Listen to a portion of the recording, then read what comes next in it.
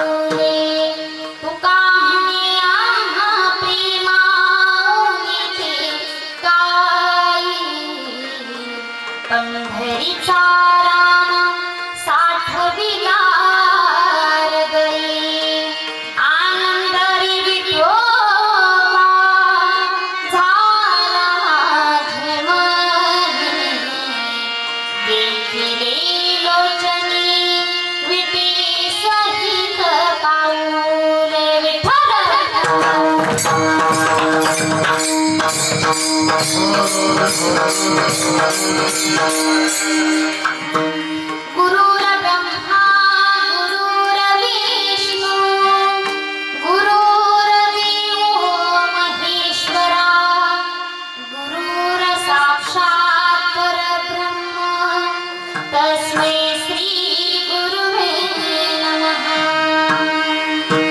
मनोजवं मारुततुल्यवेगं जितेन्द्रियं बुद्धिमतां वरिष्ठं वातात्मजं वानरयूथमुख्यं श्रीरामदूतं शरणं प्रपद्ये। हे दुःखभञ्जन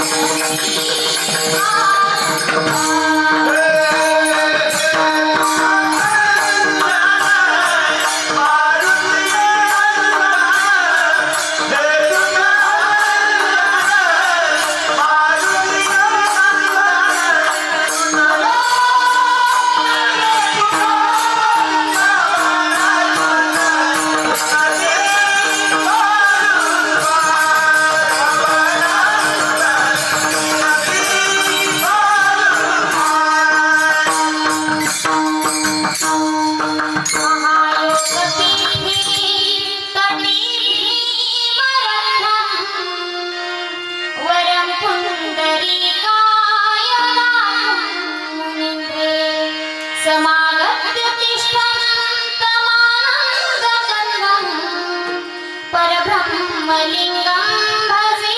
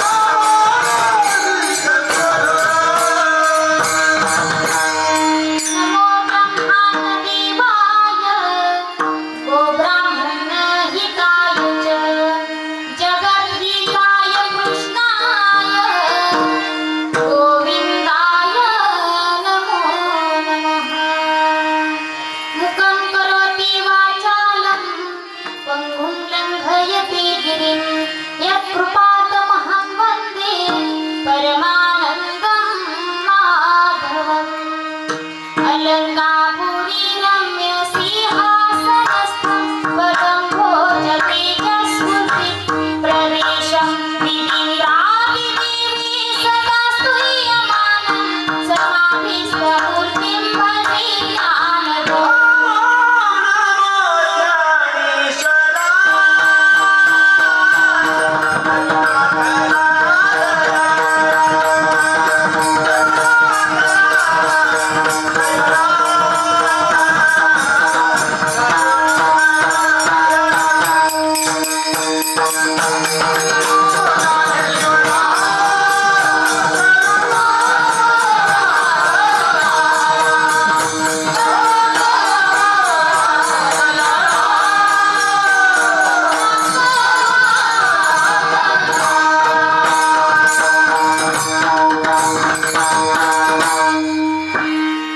गाऊ नाचू विठो तुझा करू अनुवाद जिकडे पाहावे तिकडे सर्वमय गोविंद आनंद रे विठोबा झाला माझे मनी देखिले लोचनी विटे सहित पाऊले विठ्ठल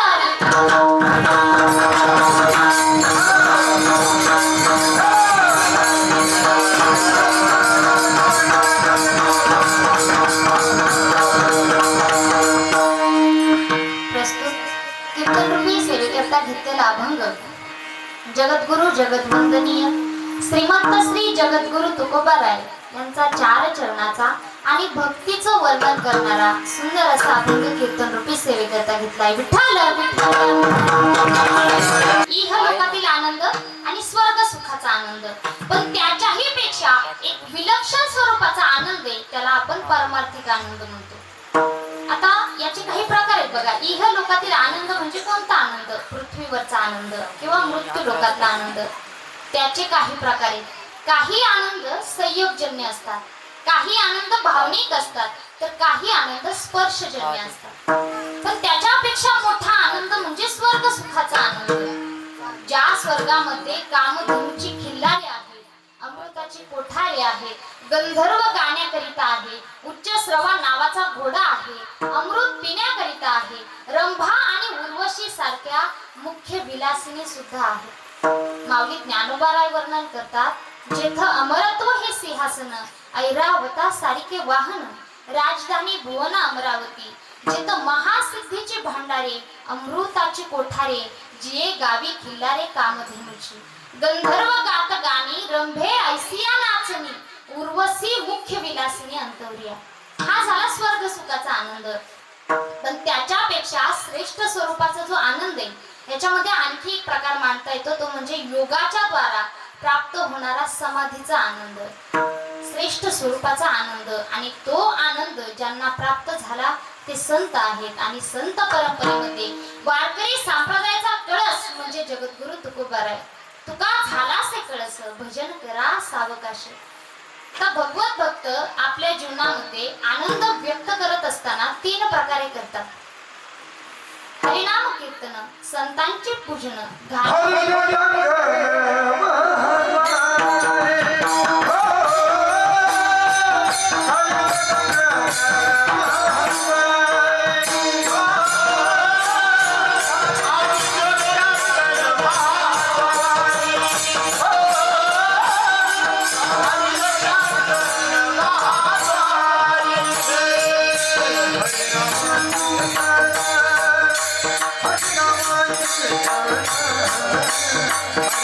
Hare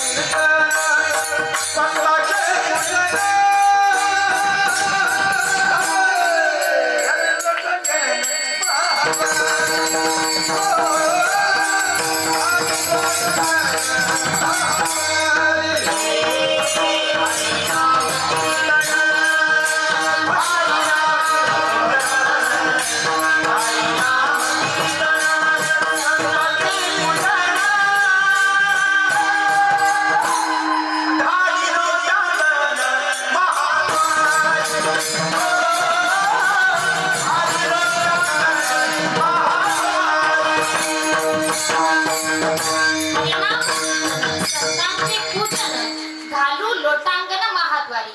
हरिनाम कीर्तन, संतांचं पूजन आणि महाद्वारामध्ये लोटांगण, अशा 3 प्रकारच्या सेवा किंवा अशा 3 प्रकारची भक्ती आपल्या वारकरी संप्रदायामध्ये करतात. कायिक, वाचिक आणि मानसिक अशा 3 प्रकारच्या सेवा असतात. आता आपण जे प्रमाण घेतलं त्या प्रमाणाच्या द्वारे 3ही प्रकारच्या सेवा सांगितल्या. कोणत्या 3? हरिनाम कीर्तन, संतांचं पूजन आणि महाद्वारामध्ये लोटांगण. आता 3च का बरं? कारण प्रत्येक मनुष्याच्या जीवनामध्ये दुःखाला कारण 3च आहे. का दुःख? उत्तर आहे पाप. का दुःख? उत्तर आहे अज्ञान. आणि का दुःख? उत्तर आहे अभिमान. आता हरिनाम घेतल्याने पाप जातं, संतांच्या पूजनाने अज्ञान जात असतं ना. प्रत्येक महाराज तुम्हाला हेच सांगतात की तुम्ही भगवंताचं नामचिंतन करा. का सांगतात? कारण त्यांना माहिती आहे नामचिंतन केल्यानंतर पाप जातं. दुसरं म्हटलं तर संतांच्या पूजनाने अज्ञान जात असतं. गुरुपौर्णिमा का साजरी करतात? कारण त्या दिवशी आपण गुरूंचे चरण धुतो. का धुतात? कारण त्यांनी आपल्याला जे ज्ञान दिले त्या ज्ञानामुळे आपलं अज्ञान दूर झालेलं असतं, म्हणून गुरुचं चरण धुतलं जातं. तसं संतांचं पूजन केल्यानंतर आपलं अज्ञान जात असतं. आणि तिसरी गोष्ट म्हणजे संतांच्या महाद्वारामध्ये, देवाच्या महाद्वारामध्ये लोटांगण घातलं तर अभिमान जात असतो.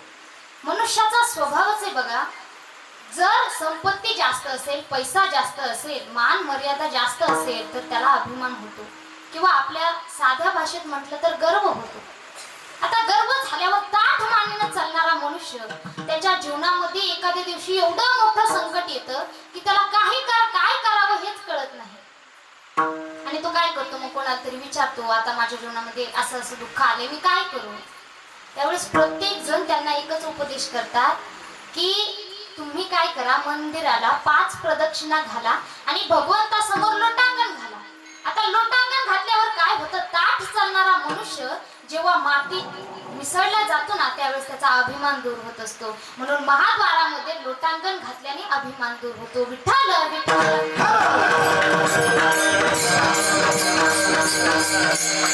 म्हणून 3 प्रकारची सेवा आपल्या वारकरी संप्रदायामध्ये केली जाते. कारण आपला वारकरी संप्रदाय जो आहे तो त्यामध्ये भगवत भक्त आपल्या जीवनामध्ये आनंद व्यक्त करतात. तो कीर्तनाच्या माध्यमातून करतात, भक्तीच्या माध्यमातून करतात, नामचिंतनाच्या माध्यमातून करतात किंवा सेवेच्या माध्यमातून करतात. आता तुकोबाराय जे होते ते म्हणाले की आपण 3 प्रकारची तर सेवा करतो. 3 प्रकारची सेवा केल्यानंतर आपल्याला जे फळ मिळतं त्याच्यापासून आपल्याला आनंद निर्माण होतो. विठ्ठल विठ्ठल.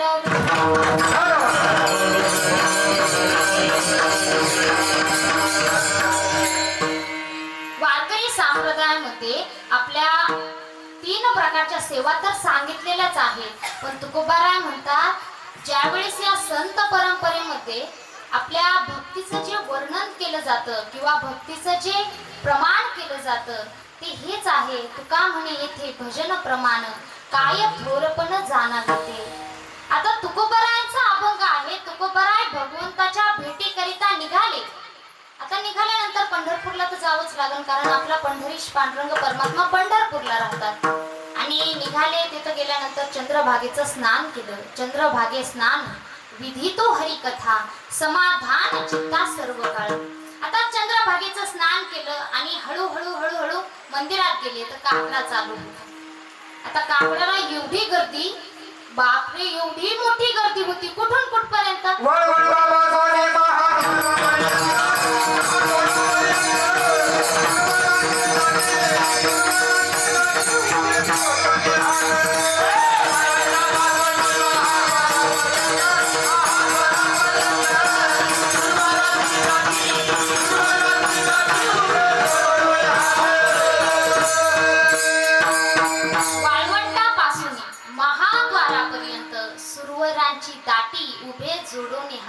आणि एवढी मोठी गर्दी म्हणल्यावर त्या गर्दीमध्ये कोण कोण होतं बरं?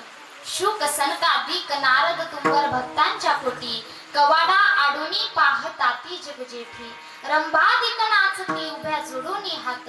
आणि स्वतः भगवान शंकर परमात्मा सुद्धा त्रिशूळ डमरू घेऊन आला गिरजेचा कांत. म्हणजे असा सुंदर काकडा झाला. आणि काकडा झाल्याच्या नंतर तुकोबाराय भगवंताला पाहण्याकरिता हळूहळू मंदिर मंदिराकडे मंदिराच्या गाभाऱ्यात गेले आणि भगवंताला पाहिलं आणि अंतःकरणातून म्हणाले, देवा तुझं पाहता सामोरी दृष्टीनं फिरे माघारी. देवा तुला पाहिलं ना, आता मला माझी दृष्टी दुसरी कुठेकडेच ठेवावीशी वाटत नाही किंवा पाठीमागे न्यावीशी वाटत नाही. पुन्हा म्हटले, देवा अरे तुला पाहिल्यानंतर अनंत जन्माचे विसरले दुःख, पाहता तुझे मुख पांडुरंगा. तुझं मुख पाहिलं आणि अनंत जन्माचं दुःखच विसरून गेलो. तुझं पाहता सामोरी दृष्टीने फिरे माघारी, माझे चित्त तुझे पायी मिठी पडली पंढरी राही. विठ्ठल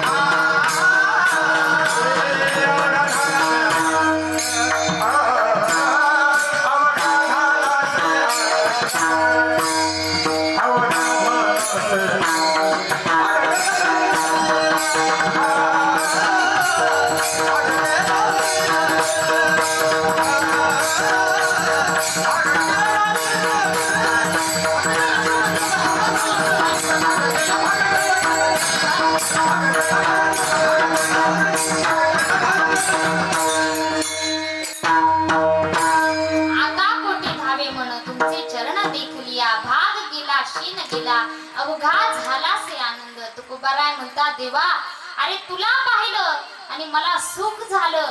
तुला पाहिल्यानंतर माझं जन्माचं दुःख निघून गेलं. तुला पाहिल्यानंतर माझी दृष्टी स्थिरावली. आता भगवंत म्हणाले, ते ठीक आहे, तुम्ही एवढ्या लांबून फक्त एवढा अट्टहास करून मला भेटण्याकरिता आला. आता तुम्हाला काय करायचंय बरं? भेटलं, आपला संवाद झाला. संवाद सुद्धा महत्वाचा असतो. तो देव आणि भक्तांचा संवाद होता, तुकोबारायांचा आणि भगवान परमात्म्याचा संवाद होता. प्रत्येकाचा संवाद वेगळा असतो, प्रत्येकाची चर्चा वेगळी असते. दोन गायक जर एकत्र बसले तर त्यांच्यामध्ये कोणत्या सिच्युएशनला कोणत्या प्रकारचं गाणं गायलं पाहिजे ह्याची चर्चा चालू असते. दुसरा, दोन वादक जर एकत्र बसले तर त्यांच्यामध्ये किती मात्रेला कोणता ताल वाजवायचा याची चर्चा चालू असते.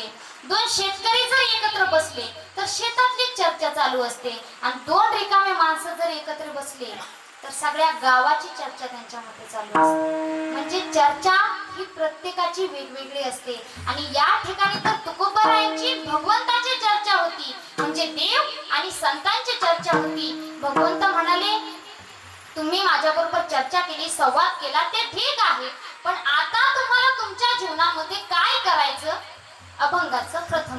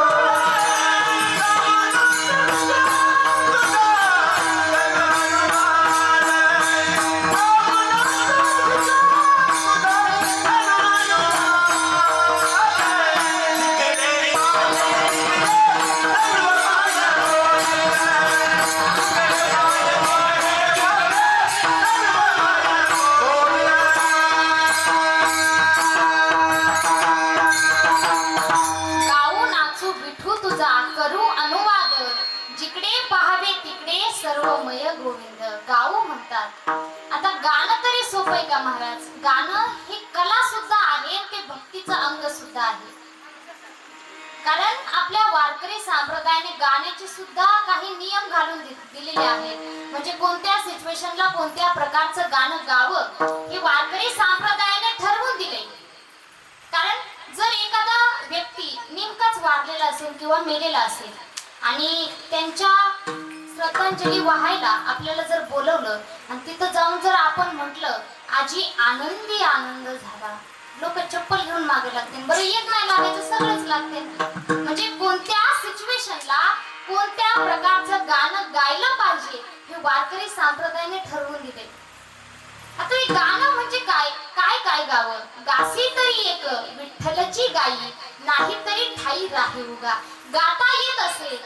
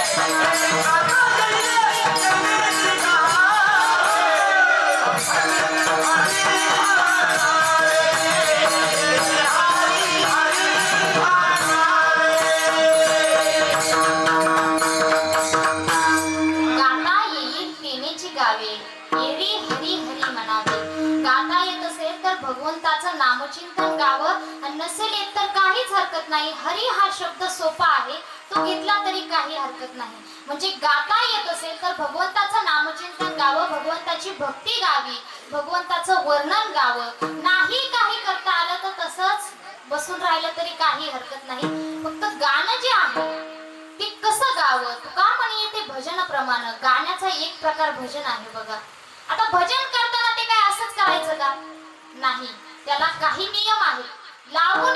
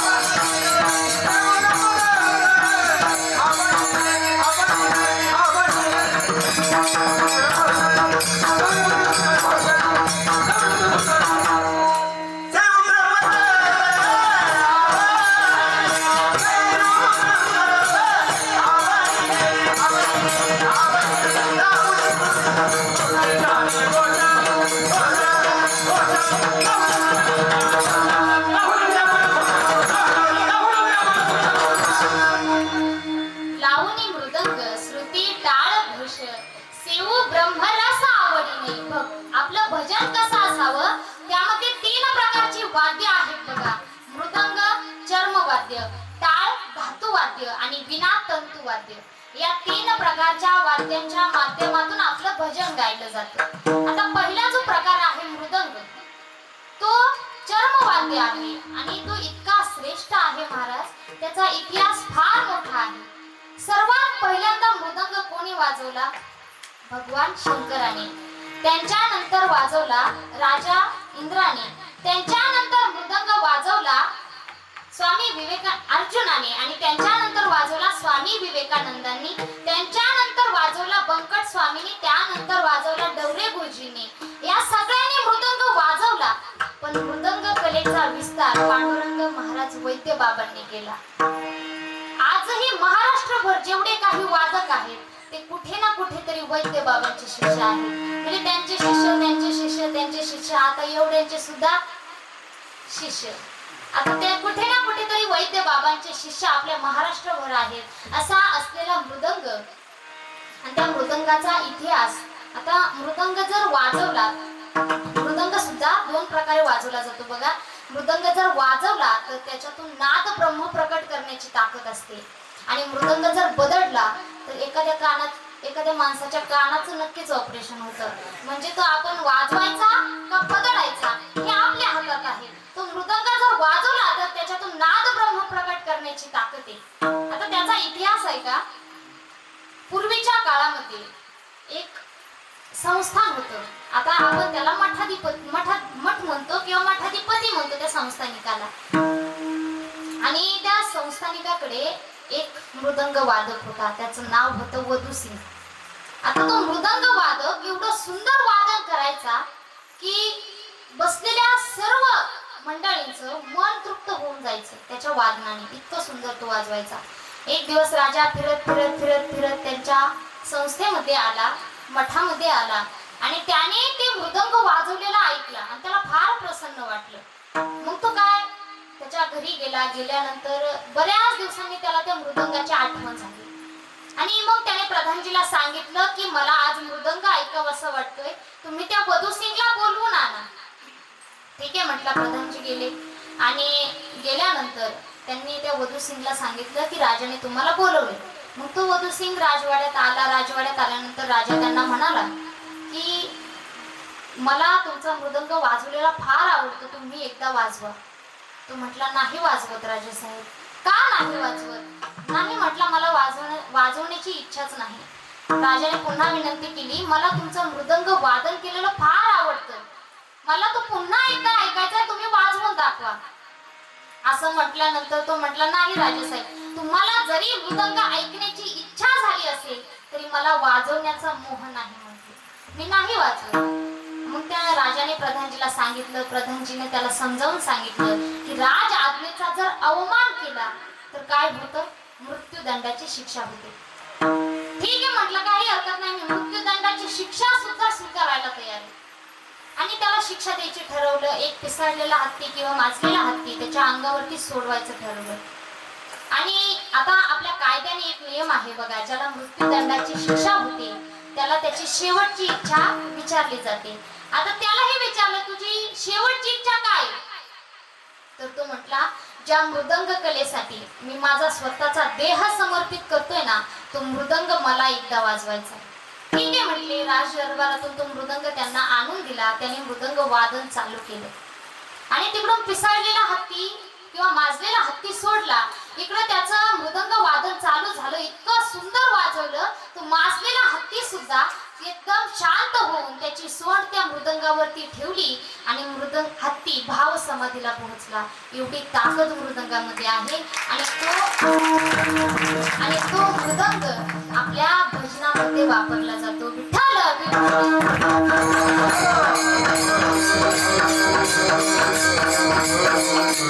त्याच्यानंतर दुसरं वाद्य आहे टाळ. त्याचे सुद्धा काही नियम आहेत. उपस्थित जे वारकरी टाळ घेऊन उभे आहेत त्यांनी टाळ वाजवायचा असतो, आणि श्रोते जे ऐकणारे आहेत त्यांनी टाळी वाजवायची असते. टाळा टाळी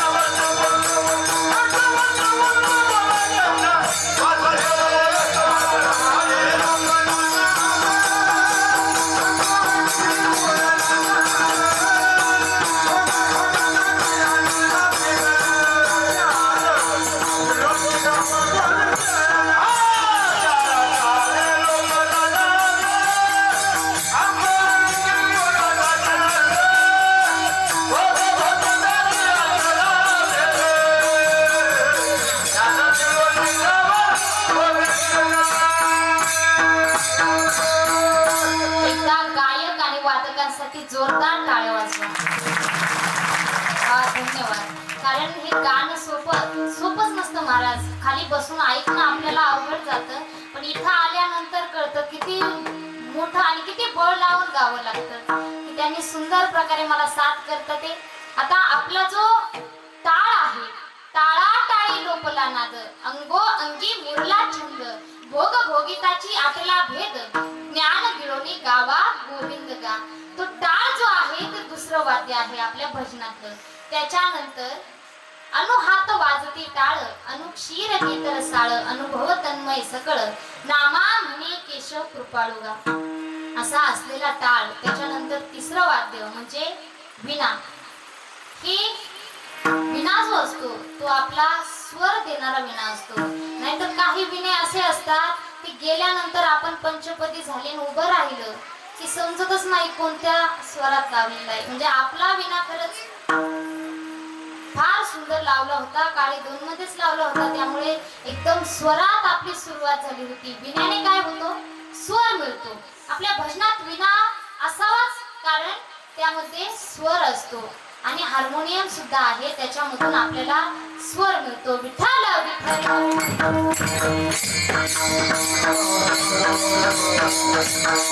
आता हा विणा जो आहे त्याच्या माध्यमातून आपण गायन करतो. आता गायन करणं तरी सोपे का महाराज? आता पूर्वीच्या काळामध्ये तानसेन गायचे आणि त्यांनी जर गायलं तर दिवे लागत होते.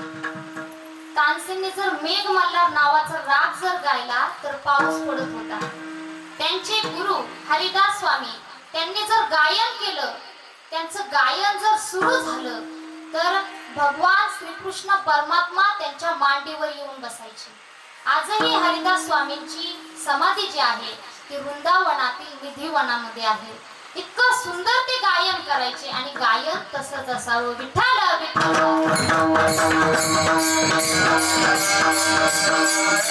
ही झाली 3 प्रकारचे वाद्य आणि ते 3 प्रकारच्या वाद्याच्या माध्यमातून आपलं भजन केलं जातं. विठ्ठल विठ्ठल. आता काही गोष्टी ज्या असतात त्या गरजेच्या असतात, काही गोष्टी ह्या आवडीच्या असतात. आता मला सांगा, भूक लागल्यानंतर जेवण करणं गरज का आवड? गरज. आणि जेवण झाल्यानंतर तंबाखू खाणं गरज का आवड? आवड. म्हणजे काही गोष्टी ह्या गरजेच्या असतात तर काही गोष्टी ह्या आवडीच्या असतात. एका माणसाकडे एक कुत्रा होता. त्याने 25,000चा कुत्रा आणला होता. त्याला खायला घालायचा, बिस्किट खाऊ घालायचा, दूध पाजायचा आणि त्याच्याकडे गाढव सुद्धा होतं. ते गाढवाकडून दिवसभर काम करून घ्यायचा आणि संध्याकाळी त्याला सोडून द्यायचा, कसाही राहा कसाही खा. आता ते गाढव होता, त्याने विचार केला की मालक असं का बरं करतात? ते कुत्र काहीच करत नाही तरी त्याला स्वतःच्या हाताने बिस्किट खाऊ घालतात, दूध पाजतात, त्याला आंघोळ घालतात आणि मी एवढं काम करून सुद्धा मला थोडं सुद्धा चौकशी करत नाही किंवा मला थोडं सुद्धा खायला देत नाही. असं का करतात म्हटलं. आता निरीक्षण करून पाहायचं. आता निरीक्षण करायचं म्हटल्यावर गाढव एक दिवस मालकाच्या जवळच राहिले. आता मालक कामावरून घरी आल्यानंतर त्या कुत्र्याने काय केलं, त्याचे 2 पाय मालकाच्या गळ्यात टाकले आणि तोंड चाटायला लागले. आता ते कुत्र होतं महाराज आणि गाढवाने हे पाहिलं. गाढवाला वाटलं तोंड चाटल्यानंतरच खायला भेटतं वाटतं. आणि मग त्या गाढवाने काय केलं, दुसऱ्या दिवशी तो मालक जेव्हा घरी आला त्यावेळेस त्याने सुद्धा 2 पाय त्याच्या गाढवाच्या गळ्यात टाकले, तोंड चाटायला लागलं. मरुस्तोर मार खाल्ला, एवढा मार खाल्ला की पुन्हा त्याला उठता सुद्धा येईना, एवढा मार खाल्ला. मग त्याला प्रश्न पडला की मी गळ्यामध्ये पाय टाकला, तोंड चाटलं तर मला मालकाने मारलं आणि कुत्र्याने पाय टाकून कुत्र्याने तोंड चाटलं तर त्याला काहीच नाही म्हटले, उलट त्याला बिस्किट खाऊ घातलं. काय फरक असेल? मग त्या गाढवाने त्या कुत्र्यालाच विचारलं, का मालक असा करतो बरं? त्यावेळेस त्या कुत्र्याने सांगितलं, तुझ्याकडून दिवसभर मालक काम करून घेतो कारण मालकाची तू गरज आहेस आणि मला फक्त बिस्किट का खाऊ घालतो कारण मी मालकाचा किंवा मालकाची आवड आहे. म्हणजे गरज वेगळी असते आणि आवड वेगळी असते. विठ्ठल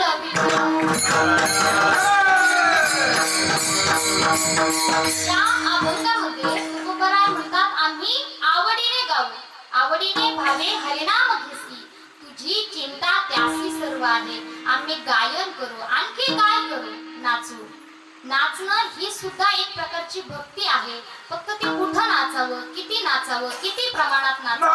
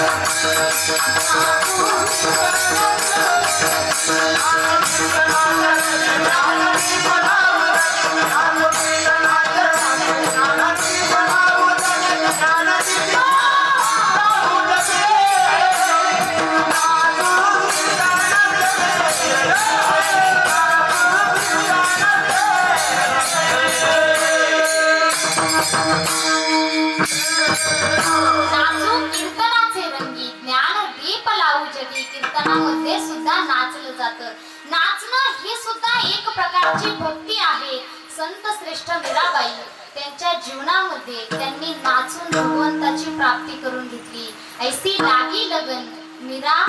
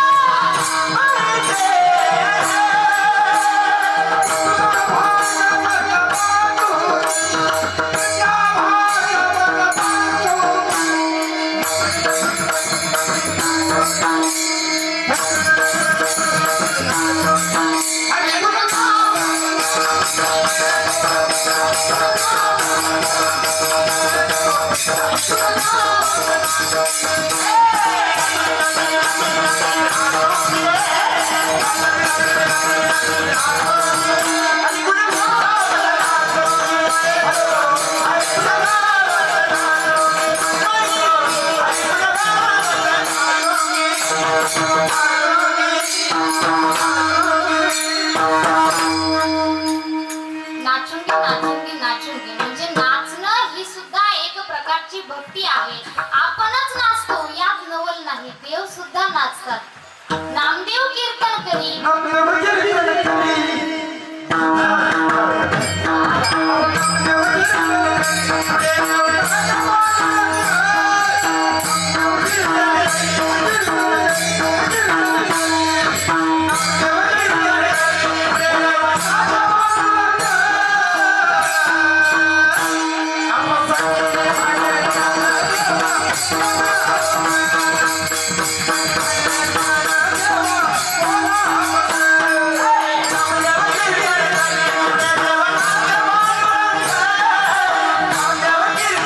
Yeah.